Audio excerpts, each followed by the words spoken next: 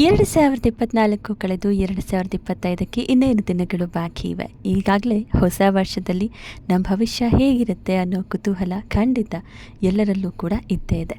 ಮುಂದಿನ ವರ್ಷವಾದರೂ ಒಳ್ಳೆಯದಾಗತ್ತಾ, ಅಂದ್ಕೊಂಡ ಕೆಲಸ ಆಗುತ್ತಾ ಅನ್ನುವಂತಹ ನಿರೀಕ್ಷೆಯಲ್ಲಿರುವಂತಹ ಧನುಸ್ಸು ರಾಶಿಯವರಿಗೆ ಹೇಗಿರಲಿದೆ 2025ರ ರಾಶಿ ಭವಿಷ್ಯ ಅನ್ನೋದನ್ನು ಹೇಳ್ತೀವಿ. ಸಮಸ್ಯೆಗಳೇನು, ಅದಕ್ಕೆ ಪರಿಹಾರವೇನು, ಯಾವ ರೀತಿ ಇರಬೇಕು ಅನ್ನೋದರ ಬಗೆಗೆ ಹೇಳ್ತಾ ಹೋಗ್ತೀವಿ. ಮೊದಲನೇದಾಗಿ 3ನೇ ಮನೆಯಲ್ಲಿ ಶನಿ ಹಾಗೂ 6ನೇ ಮನೆಯಲ್ಲಿ ಗುರು ಇರೋದ್ರಿಂದ ಗುರು ಸಂಚಾರದ ಸಲುವಾಗಿ ಆರೋಗ್ಯದಲ್ಲಿ ಏರುಪೇರಾಗುತ್ತೆ, ಸ್ವಲ್ಪ ವ್ಯತ್ಯಾಸವಾಗುತ್ತೆ. ಆದರೆ ಶನಿ ಮಹಾತ್ಮ ಇರೋದ್ರಿಂದ ತೊಂದರೆ ಅಷ್ಟರ ಮಟ್ಟಿಗೆ ನಿಮಗೆ ಫಲಿಸಲ್ಲ. ಇನ್ನು ಗುರು ಬದಲಾವಣೆ ಆಗುವಂತಹ ಸಮಯದಲ್ಲಿ ಆರೋಗ್ಯದಲ್ಲಿ ಏರುಪೇರಾಗುವಂಥದ್ದನ್ನು ಈಗಾಗಲೇ ಹೇಳಿದ್ವು. ಇದರ ಜೊತೆಗೆ ಕುಟುಂಬದಲ್ಲಿ ಕಿರಿಕಿರಿ ಆಗುತ್ತೆ, ಅಭಿವೃದ್ಧಿ ಆಗೋದಿಲ್ಲ, ಮಕ್ಕಳೊಂದಿಗೂ ಕೂಡ ಕಿರಿಕಿರಿ ಉಂಟಾಗುತ್ತೆ. ಇದು ಯಾವಾಗ, ಎಷ್ಟು ದಿನದವರೆಗೆ ಅನ್ನೋದನ್ನು ಕೂಡ ನಾವು ಹೇಳ್ತಾ ಹೋಗ್ತೀನಿ.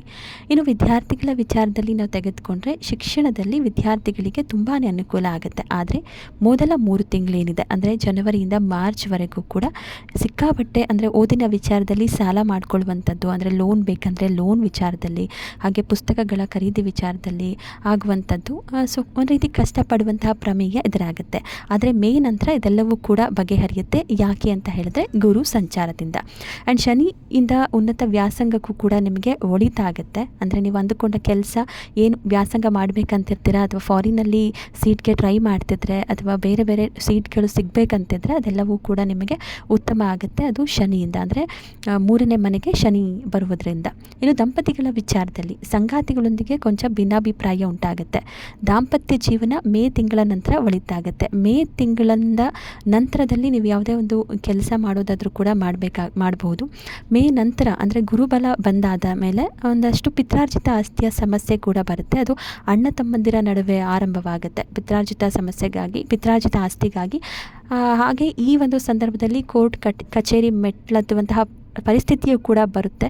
ಇದನ್ನು ನೀವು ಯಾವ ರೀತಿ ಬಗೆಹರಿಸಿಕೊಳ್ತೀರಾ ಅನ್ನೋದು ನಿಮಗೆ ಬಿಟ್ಟಿದೆ. ಯಾಕಂದರೆ ಕೂತು ಬಗೆಹರಿಸ್ಕೊಳ್ಬೋದು, ಇಲ್ಲ ಕೋರ್ಟ್ ಮೂಲಕವೇ ಹೋಗ್ತೀವಿ ಅನ್ನೋದಾದರೆ ಅದು ಕೂಡ ಮಾಡಬಹುದು. ಇನ್ನು ನಿಮಗೆ ತುಂಬ ಸುಲಭವಾಗಿ ಸಾಲ ಸಿಗುತ್ತೆ, ಅನಿವಾರ್ಯತೆ ಇದ್ದರೆ ಮಾತ್ರ ಸಾಲವನ್ನು ತೆಗೆದುಕೊಳ್ಳಿ. ಉದ್ಯೋಗ ಅಂತ ಬಂದಾಗ ಮೇ ತಿಂಗಳವರೆಗೂ ಕೂಡ ನಿಮ್ಮಲ್ಲಿ ಉದ್ಯೋಗ ಬದಲಾವಣೆ ಮಾಡಬೇಕನ್ನುವಂಥ ವಿಚಾರ ಮನಸ್ಥಿತಿ ಇದ್ದರೆ ಖಂಡಿತವಾಗ್ಲೂ ಆ ಕೆಲಸವನ್ನು ಮಾಡಬೇಡಿ ಅಂತಲೇ ಹೇಳೋದಕ್ಕೆ ಇಷ್ಟಪಡ್ತೀವಿ. ಮೇ ತಿಂಗಳ ನಂತರ ನಿಮ್ಮ ಸ್ಥಾನಕ್ಕೆ ಗುರು ಗ್ರಹ ಬರೋದರಿಂದಾಗಿ ಒಂದು ರೀತಿ ಒಳಿತಾಗುತ್ತೆ. ಉದ್ಯೋಗದ ವ್ಯಾಪಾರದಲ್ಲಿ ಅಂದರೆ ವ್ಯಾಪಾರ ವ್ಯವಹಾರ ಎಲ್ಲವೂ ಕೂಡ ಒಳಿತಾಗುತ್ತೆ. ರಾಹು ಕೇತು ಮೇ ತಿಂಗಳಲ್ಲಿ ರಾಹು ತೃತೀಯ ಸ್ಥಾನಕ್ಕೆ ಬರೋದ್ರಿಂದ ಆಗಲೂ ಕೂಡ ನಿಮಗೆ ಅನುಕೂಲ ಆಗುತ್ತೆ. ಜೊತೆಗೆ ಆ ಸಂದರ್ಭದಲ್ಲಿ ಸಹೋದರರಿಂದ ಉತ್ತಮ ಬಾಂಧವ್ಯ ಕೂಡ ಆಗುತ್ತೆ. ಸಹೋದರರಿಂದ ಪಿತ್ರಾರ್ಜಿತ ಆಸ್ತಿ ಕಲಹ ಅಂತ ಹೇಳಿದರೆ ಮೊದಲ ಒಂದು 4-5 ತಿಂಗಳು ಸ್ವಲ್ಪ ಸೈಲೆಂಟ್ ಆಗಿದ್ದರೆ ಒಳ್ಳೆಯದು. ಮೇ ತಿಂಗಳಲ್ಲಿ ಗುರುವಿನ ಪ್ರಭಾವ ಬರೋದ್ರಿಂದ ವ್ಯಾಪಾರ ವ್ಯವಹಾರ ಅನುಕೂಲ ಆಗುತ್ತೆ. ಏಪ್ರಿಲ್ ನಂತರ ನೀವೇನಾದರೂ ಮನೆ ಕಟ್ಟಬೇಕು ಅಂತಿದ್ರೆ ಕಟ್ಟೋದಕ್ಕೂ ಕೂಡ ಒಳ್ಳೆಯ ಸಮಯ.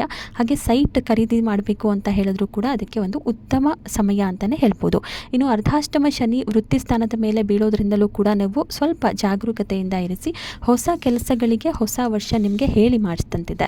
ಬಿಳಿಯ ಬಟ್ಟೆಗಳನ್ನು ಧರಿಸೋದು ಸ್ವಲ್ಪ ಕಡಿಮೆ ಮಾಡಿ, ಯಾಕಂದರೆ ಸಾಲ ಹೆಚ್ಚಾಗಬಹುದು ಅನ್ನುವಂತಹ ವಿಚಾರದಲ್ಲಿ. ನೀವು ಸಾಲ ತಗೋಬೇಕು ಅಂದರೆ ಎಷ್ಟೋ ಮಂದಿ ನಿಮಗೆ ಸಾಲ ಕೊಡೋದಕ್ಕೆ ಬರ್ತಾರೆ, ಅದರ ಹೆಚ್ಚು ಸಾಲ ಮಾಡಿ ಆನಂತರ ಕೆಟ್ಟ ಪರಿಸ್ಥಿತಿಗೆ ಒಳಗಾಗಬೇಡಿ. ಮೇ ನಂತರ 3ರ ಸಂಖ್ಯೆಯನ್ನು ಹೆಚ್ಚಾಗಿ ಬಳಸಿ. ಯಾಕಂದರೆ ಗುರುವಿನ ಸಂಖ್ಯೆ 3 ಆಗಿರೋದ್ರಿಂದ ಯಾವುದೇ ಒಂದು ವ್ಯವಹಾರಕ್ಕೆ 3ನೇ ಸಂಖ್ಯೆ ಒಳ್ಳೆಯದು. ಹಾಗೆ ಗುರುವಿನ ಬಣ್ಣ ಹಳದಿ ಆಗಿರೋದ್ರಿಂದ ಹಳದಿ ಬಣ್ಣವನ್ನು ಹೆಚ್ಚಾಗಿ ಧರಿಸೋದು ಒಂದು ರೀತಿ ಒಳ್ಳೆಯದಾಗುತ್ತೆ. ಇನ್ನು ಇದಕ್ಕೆ ಪರಿಹಾರ ಏನು ಇವೆಲ್ಲದಕ್ಕೂ ಅಂದರೆ ಕೋಪ. ನಿಮ್ಮ ಕೋಪವನ್ನು ಸ್ವಲ್ಪ ಕಂಟ್ರೋಲಲ್ಲಿ, ಹತೋಟಿಯಲ್ಲಿ ಇಟ್ಕೊಳ್ಳಿ. ಹಾಗೆ ಯಾವುದೇ ಒಂದು ಕೆಲಸ ಮಾಡಬೇಕಾದ್ರೆ ಆತರವಾಗಿ ಮಾಡುವಂಥದ್ದು ಬೇಡ ಅಂತಲೇ ಹೇಳ್ಬೋದು.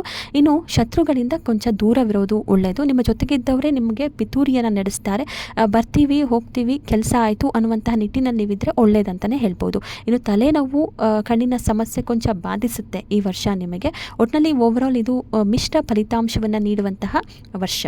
ಇದಕ್ಕೆ ಪರಿಹಾರ ಏನಪ್ಪ ಅಂತ ಹೇಳಿದರೆ ಮೇ ತಿಂಗಳ ನಂತರ ಗುರುಗ್ರಹದ ಅನುಗ್ರಹ ಇರೋದ್ರಿಂದ ಗುರುಗಳು ಹಾಗೆ ಹೆತ್ತವರನ್ನು ನೀವು ಗೌರವದಿಂದ ಕಾಣಬೇಕು. ಗುರುಗಳು ಅಂತ ಹೇಳಿದರೆ ಅದು ಮಂತ್ರಾಲಯದ ರಾಯರಾಗಿರ್ಬೋದು ಅಥವಾ ಗಾಣಿಗಾಪುರದ ಗುರುಗಳ ದರ್ಶನವನ್ನು ಮಾಡೋದ್ರಿಂದ ಒಳಿತಾಗುತ್ತೆ. ಪ್ರತಿ ಶನಿವಾರ ಶನಿ ಮಹಾತ್ಮನ ಸ್ವಾಮಿ ಇಲ್ಲ ಅಂತ ಹೇಳಿದರೆ ಆಂಜನೇಯನ ಸನ್ನಿಧಿಗೆ ಹೋಗಿ ಬರೋದ್ರಿಂದ ಉತ್ತಮ ಫಲ ಸಿಗುತ್ತೆ.